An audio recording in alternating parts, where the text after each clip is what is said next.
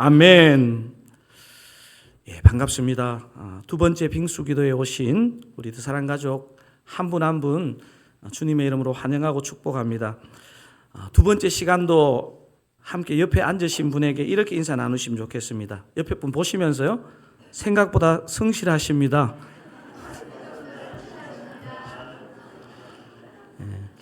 혹시 실내가 좀 덥지 않습니까?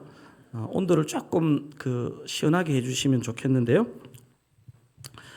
실은 오늘 빙수를 우리 순장님들이 쏘시려고 했는데 날씨가 그렇게 빙수가 너무 덥지 않아서 빙수를 좀 뒤에 쏘면 좋겠다 생각해가 제가 연기했는데 근데 생각보다 오늘 실내가 덥네요. 그리고 그 빙수 기도에 이렇게 핸드북 받으시면서 그때 안에 뭐가 있었습니까? 기도 카드가 있었는데요. 뭐 이렇게 내가 연초에 했던 기도 제목 아니라도 이 7, 8월에 꼭 이 문제 주님께서 응답해 주시면 좋겠다는 거 잘 적으셔서 여러분도 기도하시고 뒤에 기도 요청함에 넣고 가시면 제가 신실하게 7, 8월간 기도하도록 하겠습니다. 그래서 주님께서 응답해 주시는 것을 실제적으로 경험하는 빙수 기도회가 되면 좋겠습니다. 이번 토요일에 유치부 여름 성경학교가 이제 시작되는데요. 오늘 중보 기도할 때 우리 특별히 유치부를 위해 축복하는 기도를 함께 하면 좋겠습니다. 하나님께서 빙수 기도의 두 번째 우리에게 주시는 말씀은 히브리서 11장 1절에서 6절입니다. 히브리서 11장 1절에서 6절입니다. 제가 가진 성경은 신약성경 364면입니다.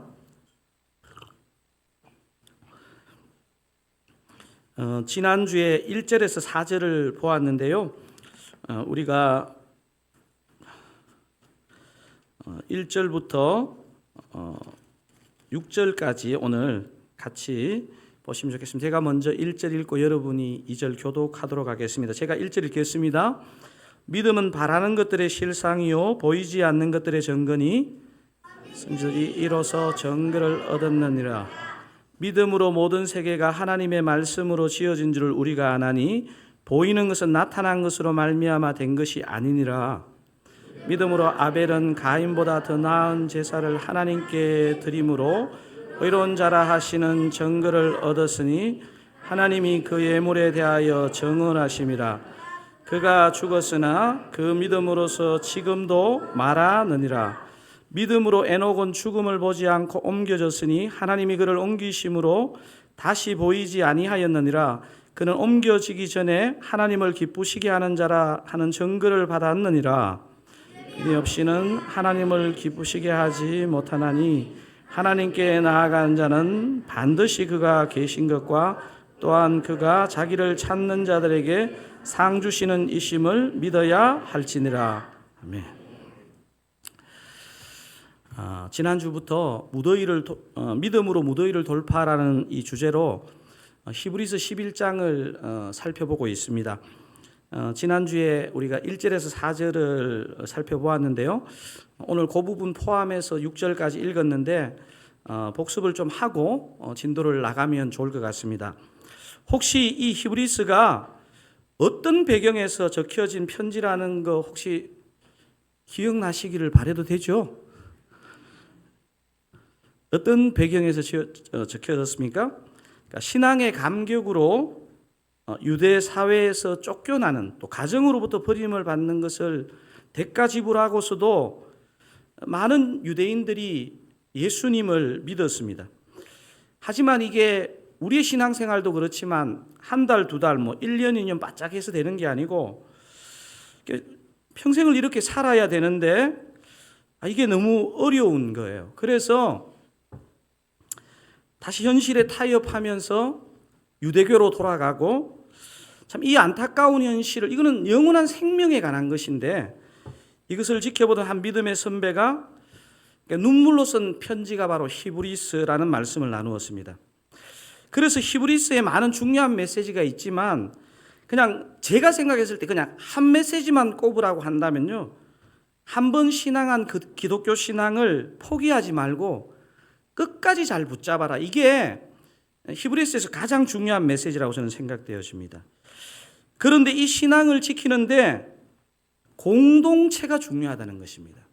혼자 할 수 없고 공동체적인 관심과 격려가 매우 중요하다는 것을 그리고 바로 앞장인 10장에서 살펴보았습니다.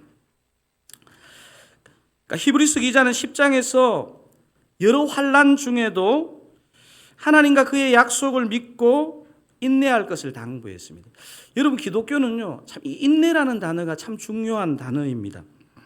11장에서는 과연 그 믿음이 무엇인지, 구약의 실제적인 그 믿음의 인물들이 믿음으로 어떻게 살았는지를 우리가 지금 11장에서 이제 살펴보기 시작했습니다. 그래서 11장에 나오는 인물들의 이름 앞에 항상 따라오는 수식어가 뭐라 그랬습니까? 여러분, 오늘 총기가 좀 덜해진 것 같습니다. 뭡니까? 믿음으로. 그래서 히브리서 11장은 믿음장입니다. 믿음장. 지난 빙수기도에 히브리서 11장 1절에서 4절의 핵심 메시지를 제가 한 두 가지 정도로 정리해 드렸는데 혹시 1절에서 3절을 어떻게 정리할 수 있겠습니까? 히브리서 11장 1절에서 3절이 말하는 참된 믿음은 뭐냐면요, 뭐를 믿는 것입니까? 하나님의 말씀을 믿는 것입니다. 하나님의 말씀을 믿는 것. 그리고 4절에 어떤 인물이 한 명 소개되죠? 누굽니까? 아벨입니다.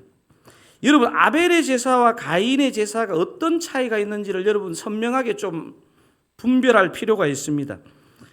사실 예물이란 단어가 등장하기 때문에 헷갈리지만요, 사실 그 안에 들여다보면 아벨의 제사는 믿음의 태도가 들어있는 제사였다는 것이고, 가인의 제사는 믿음의 태도가 아닌 제사였다는 차이가 있습니다. 다른 말로 하면 아벨은 우리 시대 표현으로 하면 예수 그리스도의 피의 속죄를 믿은 자이고, 가인은 자신의 의를 믿은 자입니다. 여러분, 그래서 사실 이 신앙의 싸움은요, 나를 믿느냐 믿지 않느냐의 싸움입니다. 사실 예수를 믿지 않는 사람들을 만나보면요, 그 중심에 뭐가 있냐면 자신을 믿고 살아가는 겁니다. 그래서 히브리서 11장 4절 아벨이 말하는 참된 믿음은 뭡니까? 한마디로 얘기하면 예수님과 그 피를 믿는 삶의 태도라고 볼 수 있습니다. 또 다르게 표현하면 자기를 믿지 않고 자기를 부인하는 삶의 태도입니다. 여기까지가 지난 시간에 제가 나눈 내용의 핵심입니다.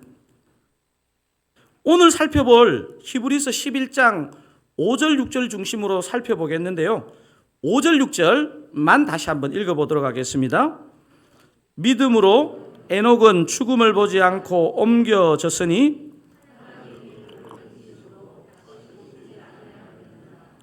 그는 옮겨지기 전에 하나님을 기쁘시게 하는 자라는 증거를 받았느니라.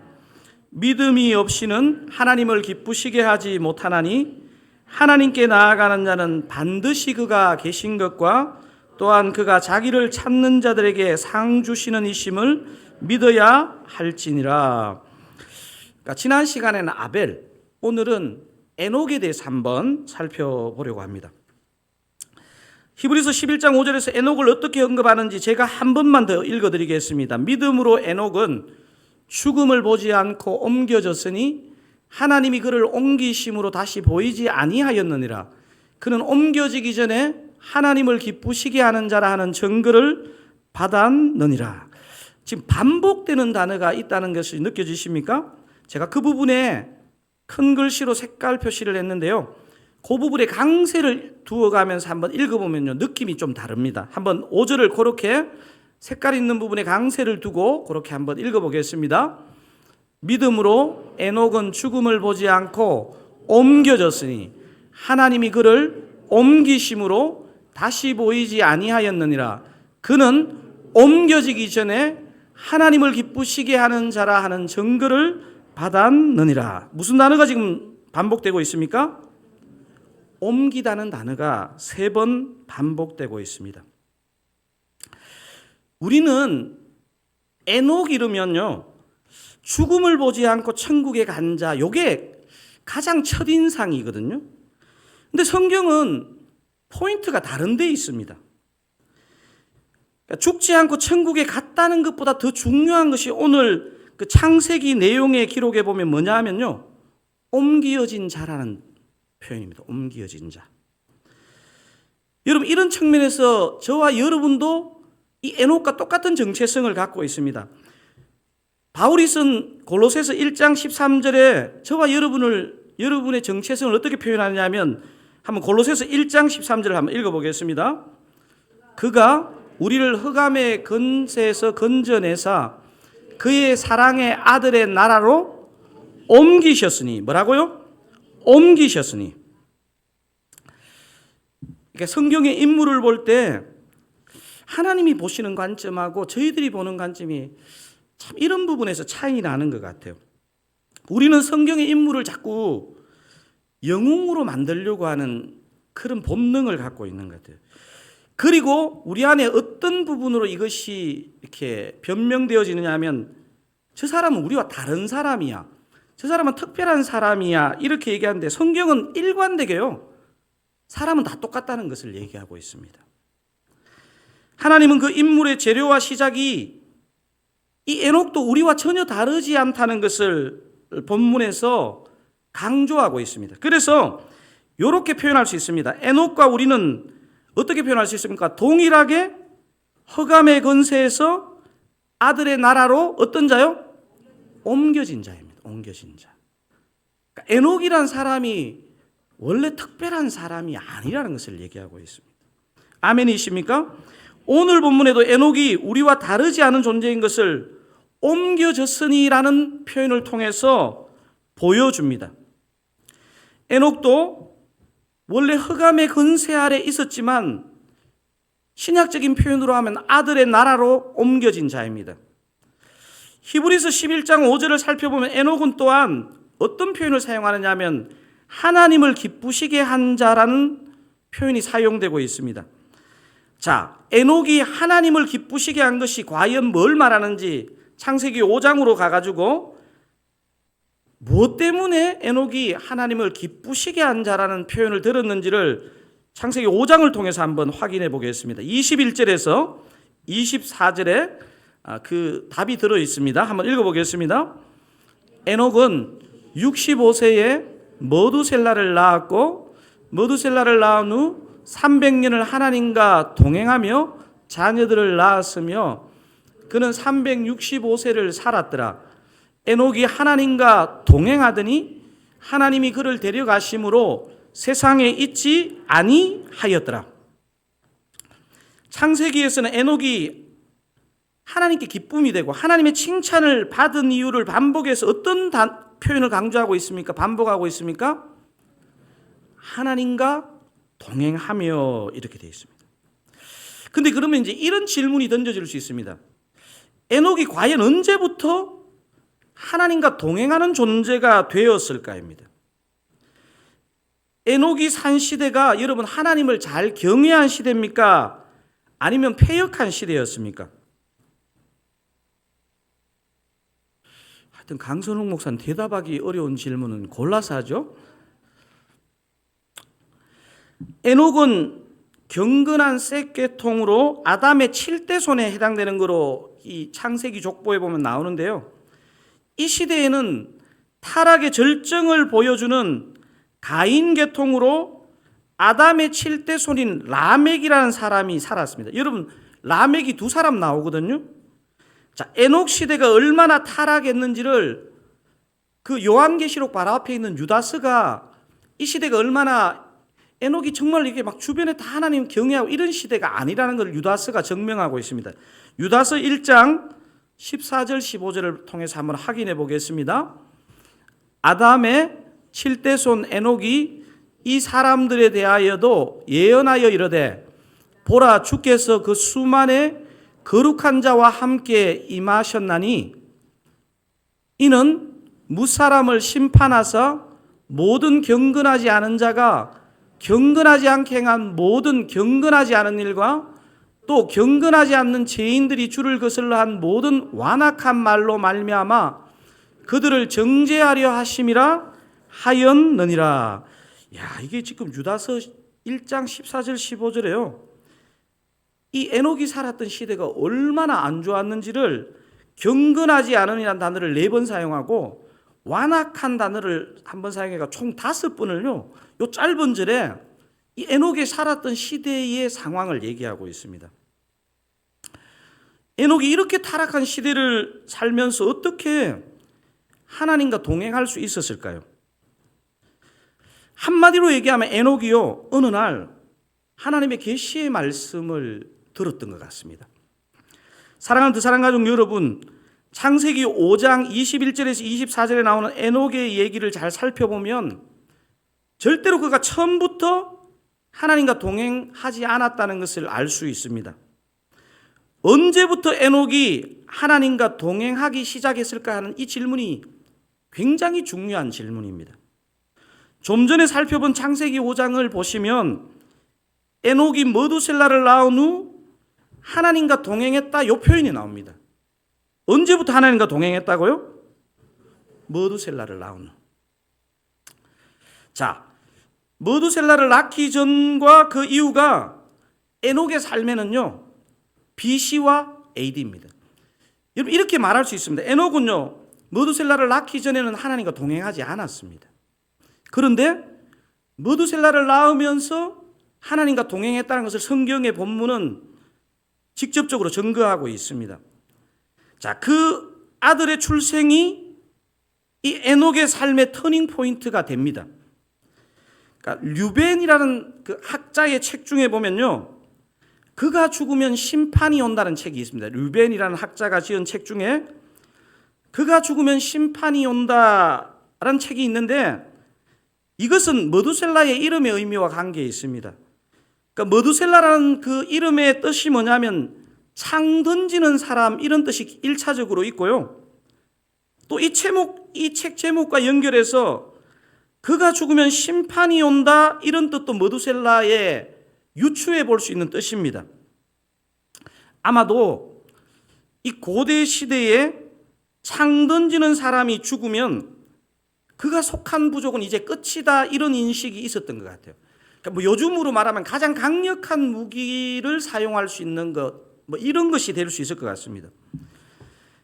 에녹은 패역한 인류에게 심판이 피해갈 수 없음을 어느 날 계시를 받았고 그래서 아들의 이름을 머두셀라라고 짓게 되었습니다. 그렇다면 에녹의 아들 머두셀라가 죽었을 때 정말 심판이 왔을까 하는 것이 성경학자들의 굉장히 궁금한 질문이었습니다. 사랑하는 사랑가족 여러분, 하나님의 말씀은요, 마치 이게 가만히 보면 꼭 이게 뭐 설화 같기도 하고 그런데요, 얼마나 정확하고 무서운지 모릅니다. 창세기 5장 족보를 여러분 저하고 한번 필기 이렇게 펜이 있으시면 계산하는 게 좋습니다. 요즘 암산 거의 안 되시죠? 아니면 주머니에 전자계산기 들고 계신 분 계산하시면 좋겠는데, 여러분 성경에서 가장 오래 산 인물이 누굽니까? 머두셀라입니다. 머두셀라가 몇 살까지 살았습니까? 요즘 신약 중심으로 읽고 있는데 969세까지 살았습니다. 여러분 이거 성경 퀴즈 대회 하면 기본으로 나오는 문제인데 머두셀라가 몇 세까지 살았다고요? 969세. 자, 머두셀라가 몇 세의 아들 라멕을 낳는지 한번 확인해 보겠습니다. 여러분 가인 계열의 라멕이 있는데 그 라멕 말고 머두셀라의 아들이 라멕이 있습니다. 자, 창세기 5장 25절 한번 읽어보겠습니다. 머두셀라가 187세에 라멕을 낳았고, 여러분 한번 기록해 보십시오. 자, 에녹의 아들 머두셀라가 라멕을 낳을 때 몇 세? 187세. 계산 잘 하세요. 자, 창세기 5장 28절에서 29절을 한번 또 읽어보겠습니다. 라멕은 182세의 아들을 낳고 이름을 노아라 하여 이르되, 같이 읽으셔야 됩니다.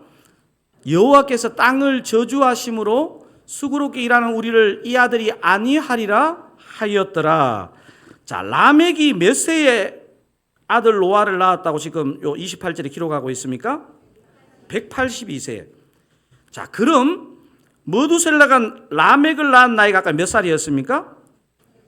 187세. 자, 라멕이 노아를 낳은 나이는요? 182세. 두 개를 더하면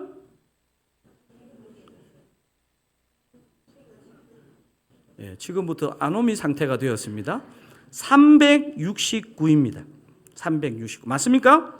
187 더하기 369입니다.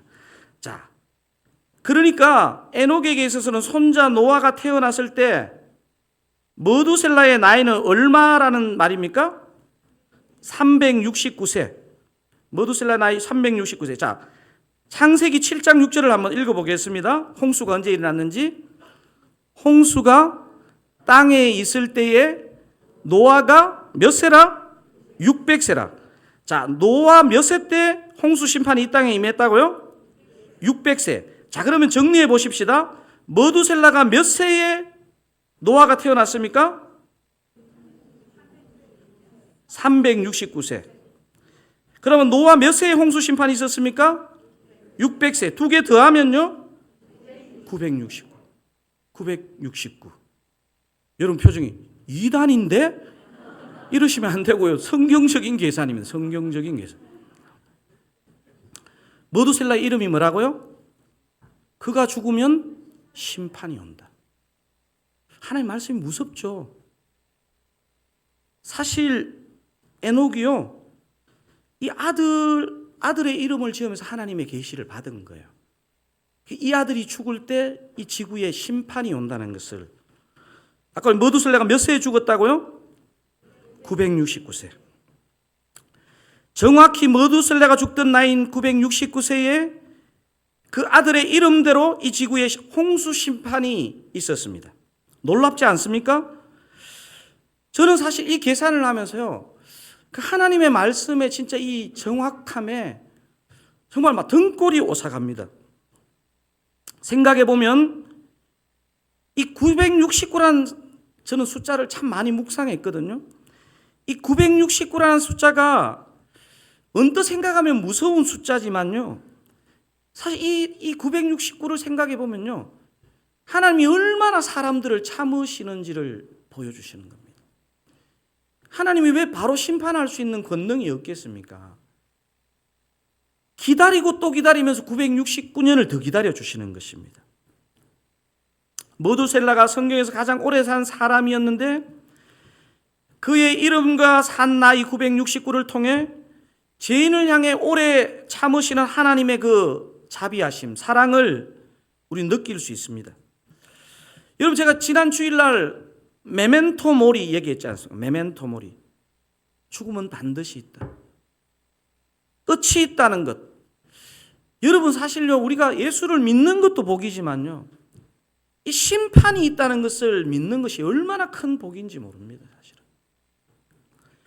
아들 머두셀라가 나고 패역한 세상에 대한 하나님의 심판의 메시지를 듣고 에녹의 삶은 완전히 변했습니다. 그래서 이렇게 정리할 수 있습니다. 에녹은 하나님 심판의 계시를 안 순간부터 하나님과 동행하는 삶을 시작하게 되었다는 사실입니다. 뭐라고요? 제가 한번 큰 소리로 한번 읽어볼까요? 에녹은 하나님 심판의 계시를 안 순간부터 하나님과 동행하는 삶을 시작하게 됩니다. 제가 그렇게 좋아하는 신학자는 아닌데요. 왜냐하면 자유주의 신학자라서 라인홀드 니브라는 사람이 굉장히 이 부분과 관련해 중요한 말을 했는데 이런 말을 했습니다. 왜 현대인들이 하나님과 동행하지 않고 사는가? 그 이유 한번 읽어볼까요? 그 이유는 하나님의 뜻을 모르고 살기 때문에 그렇다. 하나님의 심판의 뜻을 모르고 살기 때문에 방종의 삶을 산다. 여러분, 그래서 이 하나님의 심판이 있다는 것을 아는 것은요, 엄청난 두려움이지만요, 이게 진짜 복의 시작인 것입니다. 에녹이 하나님의 심판을 알았을 때, 아들을 통해서, 아들이 태어나면서 하나님의 심판이 있다는 것을 알았기 때문에 그가 하나님과 동행하는 자가 되었지. 그는 굉장히 착한 사람이고 그래서 그런 게 아니라는 것입니다. 근데 우리가 신앙생활의 오해 중에 하나는요, 우리가 하나님을 기쁘시게 하는 게 너무 어렵다는 생각을 갖고 있습니다. 이거는 사실은 사단이 우리를 송사하는 것 때문에 우리가 쏘가 있는 느낌이거든요. 하지만 히브리서 11장 6절은요, 하나님을 기쁘시게 하는 것이 그렇게 고난도에 어려운 게 아닌 것을 증거하고 있습니다. 여러분, 오늘 본문의 이제 마지막 절에 해당되는 11장 6절을 한번 우리 큰 소리로 한번 읽어보겠습니다. 믿음이 없이는 하나님을 기쁘시게 하지 못하나니 하나님께 나아가는 자는 반드시 그가 계신 것과 또한 그가 자기를 찾는 자들에게 상 주시는 이심을 믿어야 할지니라. 여러분, 지금 방금 읽은 데서 하나님을 기쁘시게 하는 방법을 얘기하고 있죠. 사람들은요, 조금 기쁠 때 어떻게 하죠? 노래를 부릅니다. 진짜 기쁠 때는요, 춤을 춥니다. 저만 그렇습니까? 히브리서 11장 6절은요, 저는 히브리서 11장 6절을 묵상할 때 하나님이 덩실덩실 춤을 추는 그 장면을 상상하게 됩니다. 왜요? 사람에게 그 믿음이 작동할 때 하나님은 춤추신다는 것입니다. 자, 하나님을 춤추시게 하는 방법 두 가지를 6절에서, 첫 번째는 뭐냐면 하나님이 계신 것을 믿는 믿음, 하나님의 살아계심을 믿는 것. 여러분, 오늘 이 자리에 앉아 있으면서요, 내가 하나님의 살아계심을 다시 믿을 때 역사가 나타나는 것입니다. 저와 여러분, 오늘 하나님이 우리 눈앞에 춤추시는 것을 볼 수 있습니다. 언제요? 하나님이 여기서 살아계셔서 역사하신다는 걸 믿을 때 우리는 하나님의 춤추심을 영적으로 볼 수 있습니다. 하나님을 춤추시게 만드는 방법이 하나 더 있는데 오늘 본문의 6절에 어떻게 기록되어 있습니까? 자기를 찾는 자들에게 상 주시는 하나님이시라는 것을 믿는 것. 제가 나중에 이제 한번 이 하나님의 상급에 대한 얘기도 할 텐데요. 여러분, 어릴 때 이상하게 이 상급에 대해서 이상한 얘기를 많이 들어가지고 막 이렇게 좋은 일을 많이 하면 막 한국에 금면류관을 쓰고 좋은 일을 별로 못하면 막 개털모자 쓰고 있는 이런 걸 생각을 해가지고 상급 이러면 막 개털모자 금면류관. 웃으시는 분은 다 그렇게 생각하고 계셨던 거예요. 우리 하나님은 살아 계실 뿐만 아니라 상급을 주시는 하나님이신 줄로 믿습니다. 다른 말로 하면요, 이 땅에서도 우리를 할 수만 있으면 선하게 인도하시는 하나님이라는 것을 믿는 것입니다. 여러분, 여기서 개정개혁에 자기를 찾는 이란 단어가, 이게 영어 성경을 읽어보면요, 이 한국말에 자기를 찾는 이 표현하고 느낌이 다릅니다. 그냥 seek란 단어를 사용하지 않고 NIV 같은 경우는 earnestly seek이라고 표현해 있고 킹 제임스 버전은 diligently seek이라고 표현하고 있습니다. 그러니까 간절하게 찾는 것, 부진하게 찾을 때 하나님이 그런 상급을 주신다는 것입니다. 에녹은 주님을 찾되 어떻게 찾았다는 것입니까? 간절하게, 부지런하게. 여러분, 제가 보니까요, 간절하게 찾는 것보다 더 좋은 믿음이 없습니다. 오늘 본문에 소개되는 에녹도 분명히 저와 여러분처럼 평범한 사람으로 시작했다는 것을 여러분 잊지 마십시오. 평범한 사람에게 하나님의 역사는 일어나는 것입니다. 패역한 세상에서 아비가 되고 어미가 되어 자식을 키워보니까 하나님을 의지하지 않을 수 없다는 것을 에녹은 느끼게 되었던 것입니다. 제가 어제 저녁에 여직장 다락방 신방하며 너무 놀랐습니다. 제가 볼 때 하나도 웃기지 않는데 누가 말만 하면 호호호 이러면서 웃으시는데 너무 웃겼습니다. 제가 생각했어요. 이게 왜 웃기지? 처음에는 이렇게 웃으시는 게 이해가 잘 되지 않았습니다. 근데 한 분 한 분 이제 돌아가면서 삶의 얘기를 하는데 제가 어느 순간에 그분들의 그 웃음이 마음으로 이해가 되었습니다. 제가 보니까 희한하게 삶을 나누시는데 다들 마음에 아픈 손가락이 하나씩 있었습니다. 제가 그렇게 느꼈습니다. 그 아픈 손가락으로 인해 그렇게라도 웃지 않으면 이분들이 머리를 풀고 뛰어다닐지도 모르겠다는 생각이 제가 들었습니다. 더 놀라운 것은요, 그 아픈 고백을 다락방 순원들에 숨기지 않고 고백하기 때문에 이분들이 아픈 얘기를 하면서도 웃을 수 있구나 하는 생각이 들었습니다.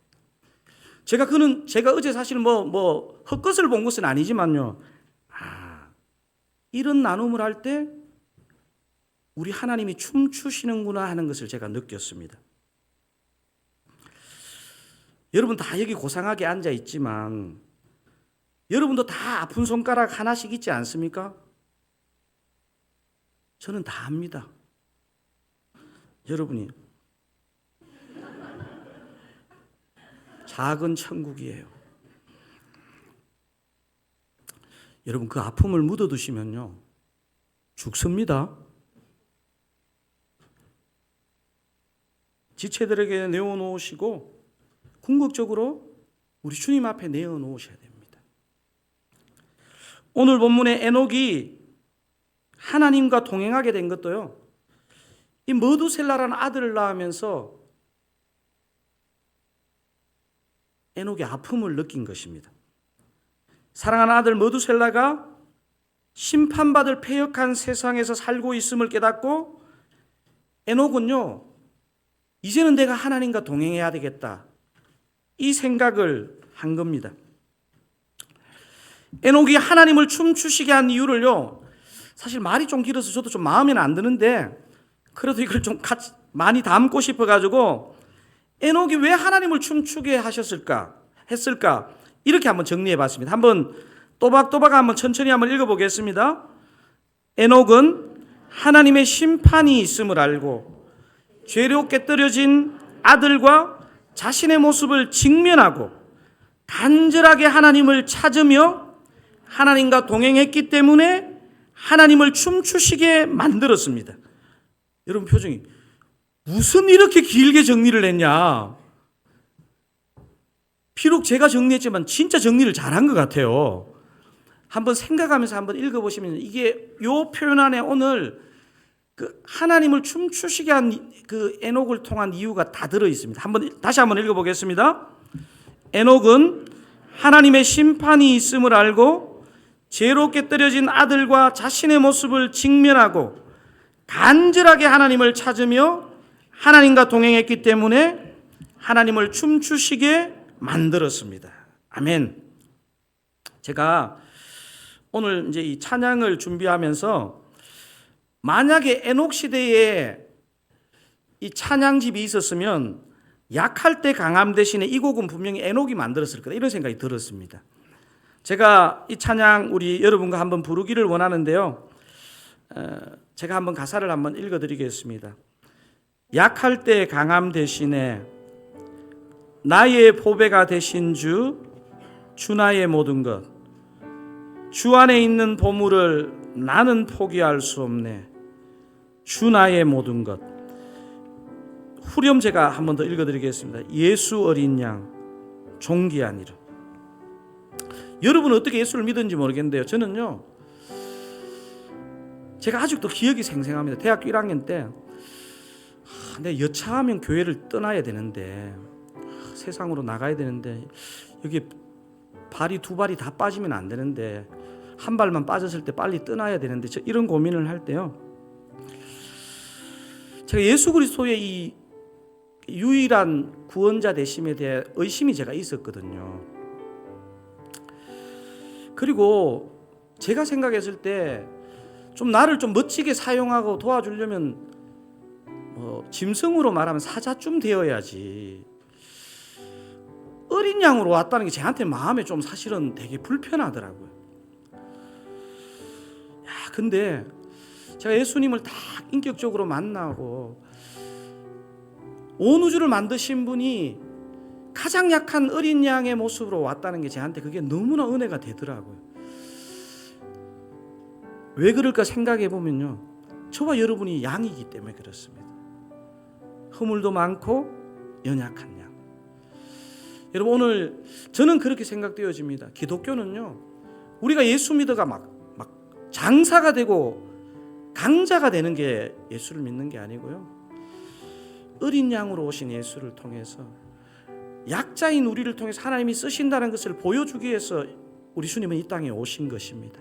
우리 오늘 이 찬양하시면서 제가 보니까 모르겠습니다. 이제 저희 교회 더사랑 교회는요, 희한하게 짝믿음이 많습니다. 제가 보니까 가정 안에 남편이 안 믿거나 아내가 안 믿거나 아들 딸이 안 믿거나 혼자 믿거나 이런 분들이 많아요. 제가 보니까요, 저는 그런 생각이 들었습니다. 우리가 뭐 이 구미동 지역, 정자동 지역, 이 분당 지역에 빛과 소금도 되어야 되겠지만요, 주님 할 수만 있다면 정말 우리가 속한 가정이 정말 주님께로 다 돌아와서 하나님을 예배하기를 원합니다. 이런 마음이 생깁니다. 우리 애들부터 팔순 구순 노인까지 진짜 하나님을 예배하는 가정이 되기를 원합니다. 그런 측면에서 여러분 마음속에 다 아픈 손가락이 있는 거 저 압니다.